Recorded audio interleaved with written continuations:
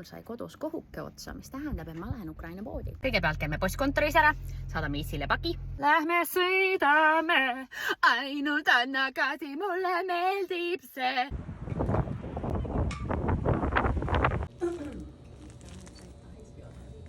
Postimees saatis perse, mind ütles, et pakk on liiga väike, mis on bullshit, nii et ma lähen teise postkontorisse, mis on kodule lähemal. Glad I can get this sent. I know, I feel bad for you that you have to drive all the way here. Teises postkontoris nüüd käidud ja postiljon pani paki teele, mitte mingi probleemita, nii et ja nüüd lähme majoneesi ja kohukest ostma.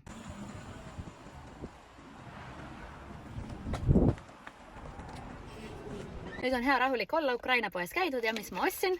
Majoneesi. Mitte alkohoolse mojito maasikamaitselise. Tahtsin proovida.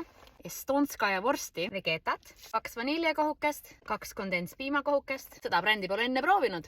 Siis võtsin hapukort, viinerit ja kreekreid. Kokku läks 51,85. Ja magustadeks võtsin omale kohvi ka.